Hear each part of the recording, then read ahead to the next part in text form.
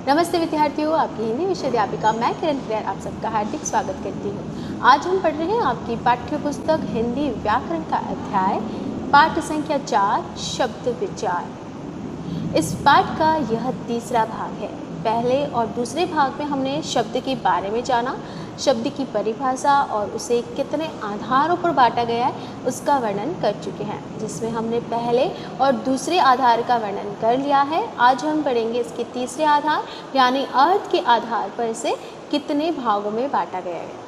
तो चलिए शुरू करते हैं। इसे हम 5 भाग में बांटते हैं। पहला है एकार्थी शब्द, दूसरा अनेकार्थी, तीसरा समानार्थी या पर्यायवाची शब्द और चौथा विपरीतार्थक यानी विलोम शब्द और पांचवा है श्रुति सम भिन्नार्थक शब्द। तो पहले तो हम देखते हैं कि अर्थ के आधार पर कैसे बांटते हैं।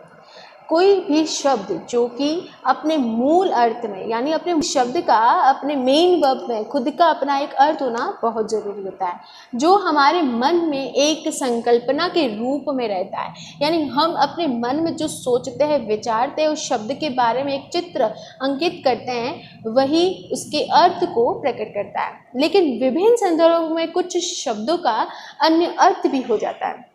यानी एक ही शब्द को हम 2 अर्थ में या 3 अर्थ में या विभिन्न अर्थ में जान सकते हैं। जैसे कोई एक व्यक्ति कोई बात कह रहा है तो दूसरा वाला उसके किसी दूसरे अर्थ को या किसी अन्य अर्थ को समझ जाता है, तब कंफ्यूजन हो जाता है। कहने का मतलब किसी एक शब्द का अपना मुख्य अर्थ अवश्य होना चाहिए, अन्यथा क्या होगा, उसके अलग अलग अर्थ में हर कोई भी संदर्भ निकाल सकता है। तो बहुत से शब्द ऐसे भी होते हैं जो एक ही अर्थ को व्यक्त करते हैं और कुछ शब्द ऐसे भी होते हैं जिनका अर्थ एक दूसरे के विपरीत भी होता है। तो हमें कुल मिलाकर ये देखना है कि शब्द के अर्थ में जाना है, यानी वो शब्द का अर्थ क्या कहता है, क्या वो उस शब्द के समान है, क्या वो एक ही अर्थ का बोध करा रहा है, क्या वो एक दूसरे के विपरीत अर्थ को प्रकट कर रहा है। तो इन विभिन्न अर्थों के आधार पर हम शब्दों को निम्नलिखित भागों में बांटते हैं, यानी 5 भागों में बांटते हैं।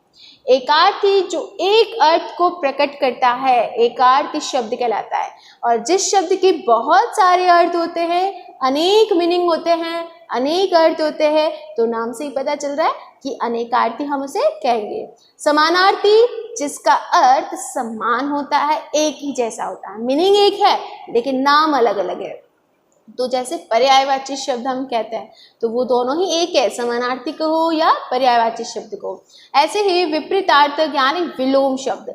विलोम शब्द में कौन सा होता है, जो शब्द दूसरे वाले के अपोजिट होता है, विपरीत अर्थ को प्रकट करता है। और श्रुति सम भिन्नार्थक शब्द जो सुनने में एक जैसे है, सम श्रुति यानी सुनना और सम यानी एक जैसा है, लेकिन उसके अर्थ भिन्नार्थक, उसके जो अर्थ है वो भिन्न भिन्न है, यानी उनके मीनिंग अलग अलग होते हैं। तो इन्हीं का वर्णन हम इस भाग में करेंगे।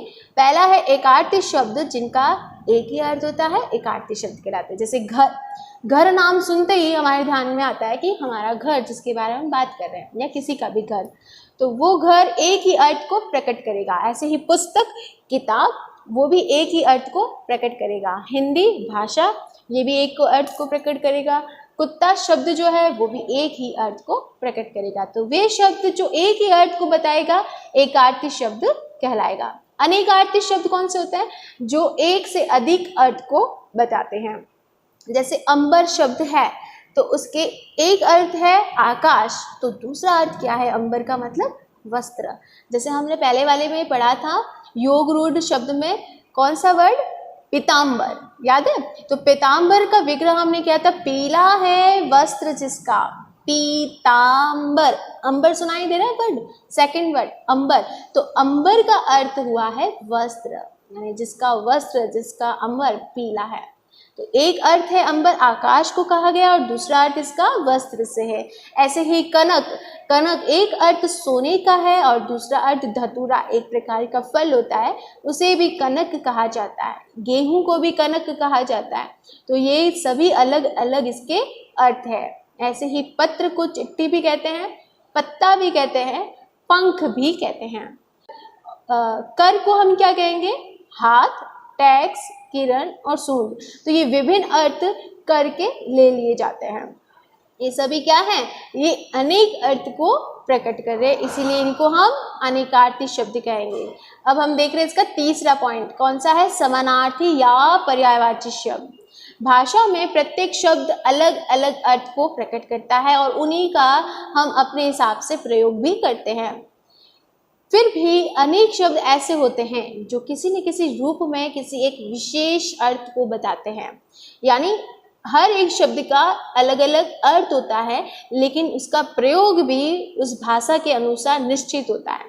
जैसे हम बोलते हैं कि हमें पानी पीना है, हमें नीर पीना है, तो जल, पानी, नीर, तोय, अम्बु एक ही अर्थ को प्रकट कर रहा है, लेकिन प्रयोग की दृष्टि से देखा जाए कि हम उसका यूज कौन से वर्ड से कर रहे हैं, पानी से कर रहे हैं या नीर से कर रहे हैं या अम्बु से कर रहे हैं। अगर कोई बच्चा कहे कि माँ मुझे अम्बु पीना है, तो माँ एक बार सोचेगी कि अम्बु क्या होता है, लेकिन पानी का ही ये अर्थ निकल रहा है अम्बु, ठीक है।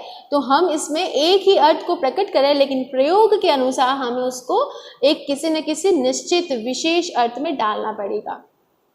तो इस प्रकार जिन शब्दों के अर्थ समान होते हैं वे समानार्थी शब्द या पर्यायवाची शब्द कहे जाते हैं।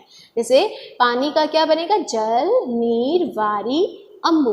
आग का क्या बन जाएगा, पावक, अग्नि, अनल, हुताशन। और आकाश का क्या बनेगा, गगन, अंबर, नभ, व्योम, ठीक है। और कमल का क्या बन जाएगा समानार्थी, पंकज, नीरज, अंबुज, अरविंद और राजीव। ये शब्द कैसे हैं, एक अर्थ को प्रकट कर रहे हैं, यानी कमल के ये जितने भी शब्द हमने बताए वो एक ही अर्थ को प्रकट कर रहा है। चौथा पॉइंट है विपरीतार्थक यानी विलोम शब्द। विपरीत यानी उल्टा, ठीक है। तो इसी मीनिंग से हम इन शब्दों को देख लेंगे। जैसे पाप का बन जाएगा पुण्य। कोई व्यक्ति पाप करते हैं तो कोई व्यक्ति पुण्य भी करते हैं, तो पाप का अपोजिट जिसे हम कहते हैं विलोम शब्द, इसका विपरीत अर्थ, उल्टा मीनिंग निकालना है, तो वो बनेगा पुण्य। साक्षर जो पढ़ा लिखा है तो उसका अपोजिट क्या होगा, जो नहीं पढ़ा लिखा हो निरक्षर कहलाएगा। रात तो बन जाएगा दिन। हानि यानी नुकसान हो गया है और किसी को फायदा हुआ है यानी लाभ।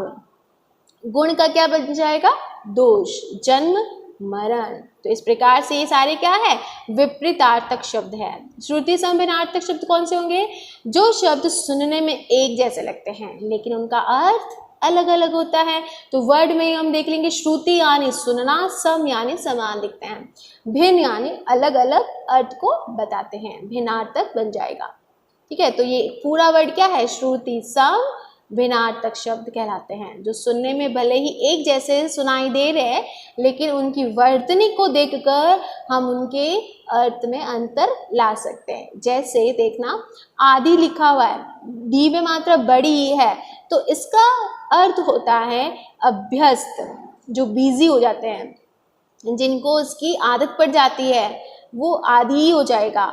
और दूसरा आदि जो लिखा हुआ है उसकी मात्रा है छोटी ई, तो इसका मीनिंग हो जाएगा और या आरंभ, जो शुरुआत में होता है, आदि से हो रहा है, आदिकाल जिसको कहते हैं, जो शुरुआत का टाइम पीरियड है उसको आदिकाल कहते हैं ना। तो ऐसे ही ये आदि का अर्थ है आरंभ। अवधि मात्रा देखिए छोटी ई की मात्रा है, यानी एक समय सीमा, एक टाइम पीरियड, एक। और अवधि एक अवधि प्रांत की भाषा का नाम है, अवधि, ठीक है। तो मात्रा से ही उसका अर्थ बदल रहा है, लेकिन सुनने में हमें लगेगा कि अवधि कौन सा है, मतलब प्रोनाउंसिएशन पे ध्यान देना कि अवधि बोला जा रहा है या अवधि बोला जा रहा है, तो उसी से उसका अर्थ में फर्क आपको पता चलेगा। अंश का क्या होगा, भाग, और अंश यानी कंधा। कंधे को क्या कहते हैं, अंश। और अंश कोई हिस्सा, कोई टुकड़ा, जिसे हम अंश कहते हैं। वदन, वदन यानी मुख, और बदन यानी शरीर।